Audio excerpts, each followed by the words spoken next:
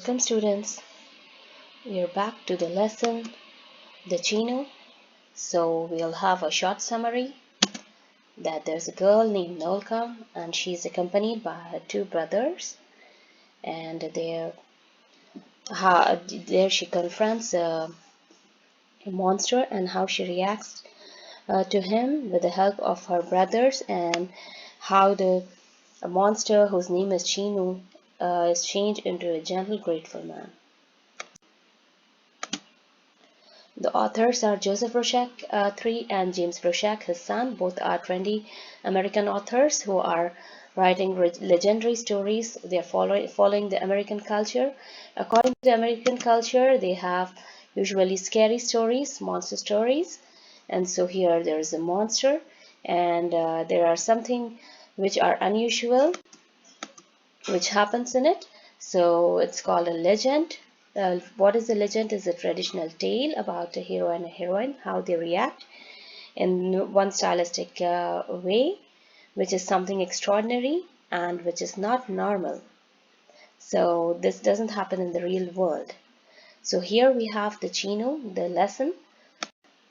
Then we have the text analysis example for it, like the Minotaur was terrorizing the Greek people. So how he was half bull and half man. This beast devoured many human victims each year. One day Bolthesis announced that he would slay the Minotaur. So this is something unusual that a man is deciding to kill it, and he wins over it. So this is something supernatural. So this is also an example of a legendary story. Then we have in reading skill we have the inference.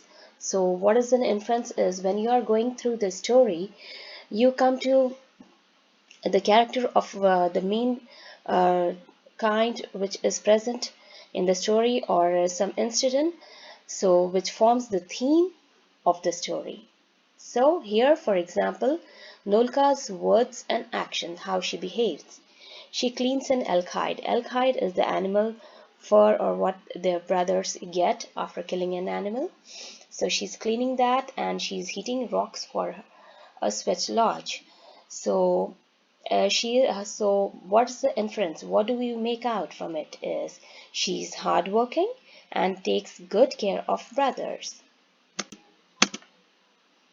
Then an example of an inference is like Marcus' flashlight suddenly went out. He couldn't see a thing. Then he heard what sounded like footsteps behind him. The hair on his arm stood on end. So here what can we make out? We can make out that he was being frightened, he was being scared. So this is an inference. Then we have the vocabulary, clearing an open area of land. Okay, what is clearing? It's an open area of land, as in the middle of the forest. Then we have the second one, inspect, to examine carefully. Then we have proceed, to go forward or onward or to continue. Then we have the fourth one, sibling, a brother or a sister.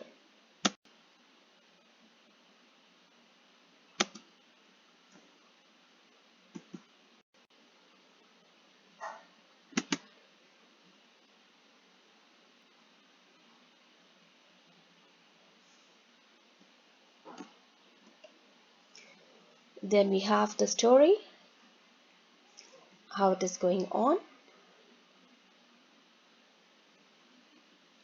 The chenoo, like he was there, and how he confronts the girl.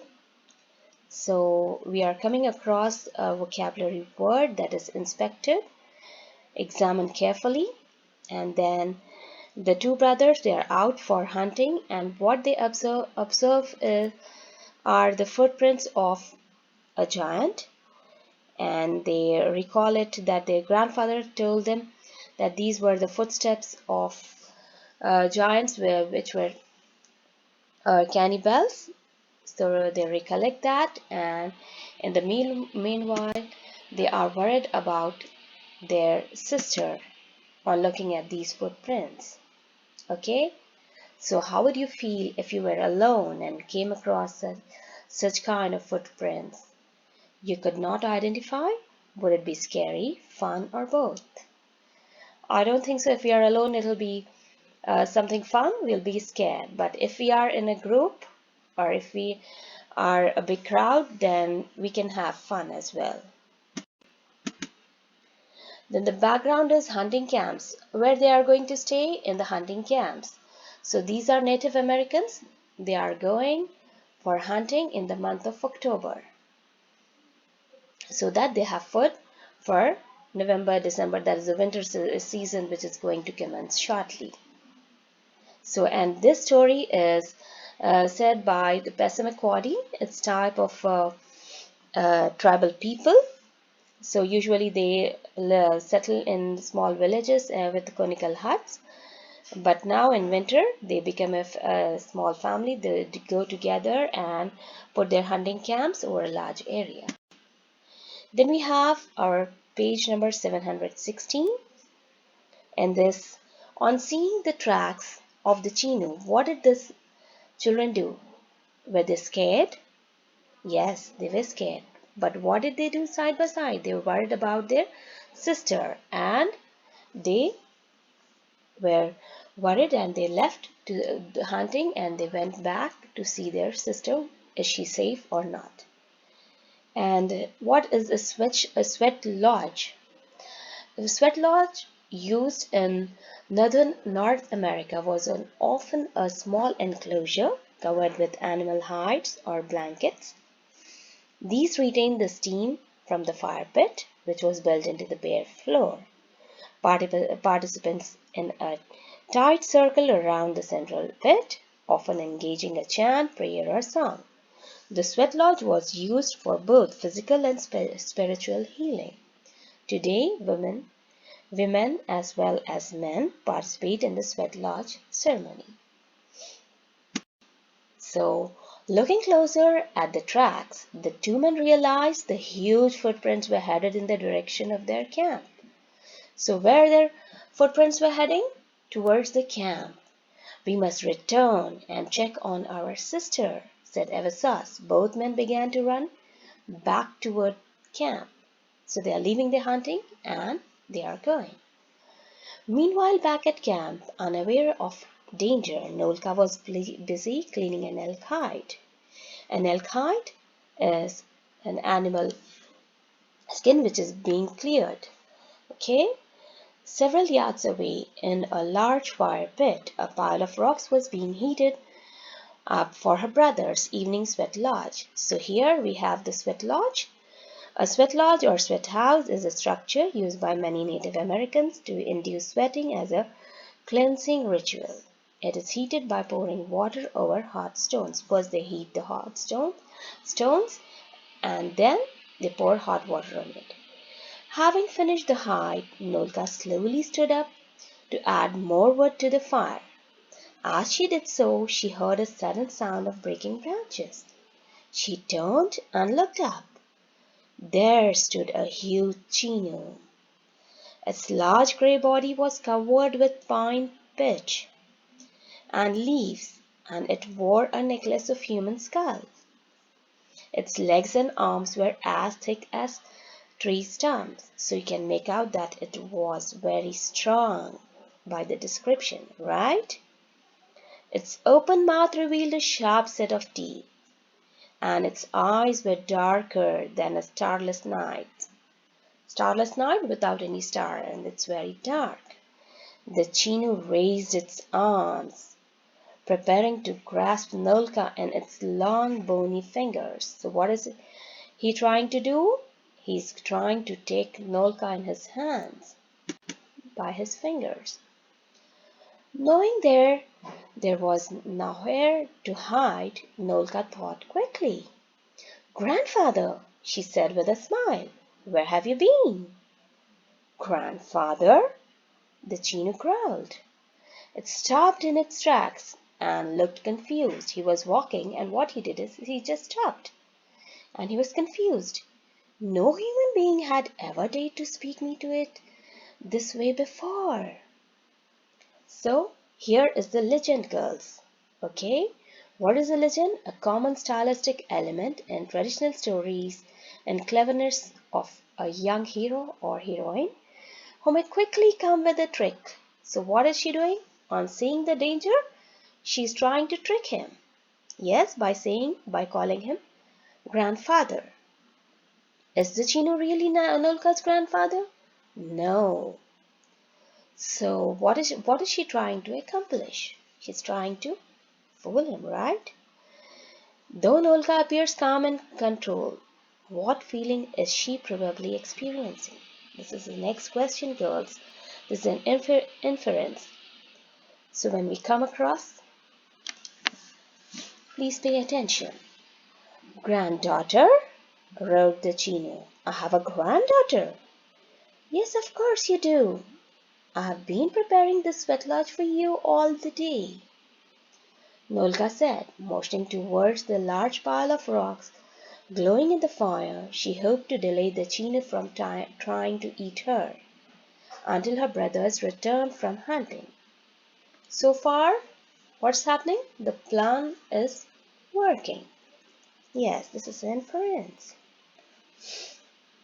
Then she says, Grandfather, please come into the lodge, she said, lifting up the door flap. Thank you, granddaughter, the Chino rumbled as it walked over to the sweet lodge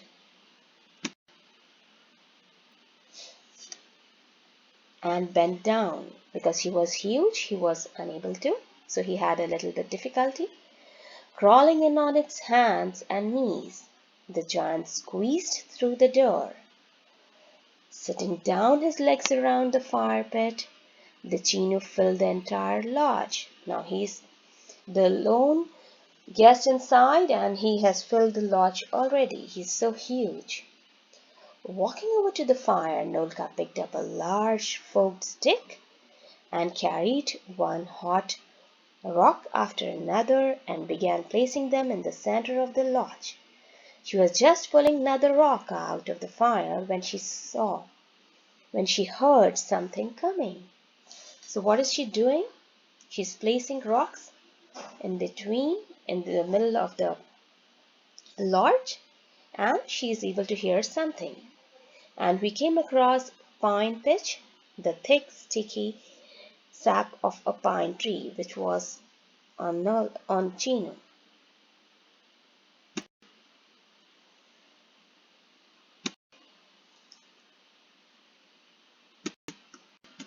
Then, in the meantime, when she is able to hear, who comes there? Her brothers. Sister, what are you doing? Called Eversos as he and Casco, both completely out of breath, came running into the clearing. Clearing is a noun, and what is it? An open area in the middle of the forest. We saw huge tracks headed towards our camp, Casco said. We were afraid that you means they want to say something else, and they stopped. Nolka held up her hand to her mouth. In a way, she's asking them to be quiet, and her brother stopped talking. She looked over towards the lodge. Then she looked to the lodge. Our grandfather has finally arrived, Nolka said. So what is she saying to her brothers? Their grandfather had arrived. Is it true? Nolka said, come and greet him. Then she picked up another glowing rock. As she walked over to the lodge, her brothers, totally confused, followed her. So what kind of courageous qualities did Nolka have, girls? Nolka shows courage by remaining calm and thinking of a clever plan when she faced danger. She did not react stupidly. She was courageous and she was uh, steady in her quality and resourceful, and she had an idea and she was working according to it. Grandfather, your grandsons have returned to greet you, said Nolka to the Chino through the door of the lodge. Now she says that the grandfather, your grandsons have arrived, and again this is a shock for the Chino, and he says, grandsons? I have grandsons, roared the Chino. looking into the lodge. Avassos and Casco could not believe it. There sat the very same monster whose tracks they had seen headed towards the camp. And they're coming. These are the same tracks of this man, this giant, they thought. Hello, my grandsons, the chenoo rumbled. Now what is he saying? Hello to them. Oh, yes, hello, grandfather. It is good to see you. So they are confused. And they are shocked as well, Casco said, after being nudged in ribs by Nolga. Now she is nudging them in their ribs, and then they are reacting. This lodge feels good. Bring me more rocks. Now what is he ordering? To bring more rocks for him. Yes, grandfather, Casco said. The two men and the sister piled on glowing rock after another in the center of the lodge. Then, after placing a large birch bark bucket, so now they're getting the bucket of the birch bark and they're placing a lot of rocks. And how is he? And you can see this kind of necklace is around his neck, the chenoo's neck. Okay, so what does Nolka do to calm her brothers' fear about the chenoo? She motions for them to be quiet and draws them into her plan to distract the chenoo. So this is page 717 end, and we will continue it. I hope you had good time and I hope you understood the lesson. Next pages will be continued. Thank you so much.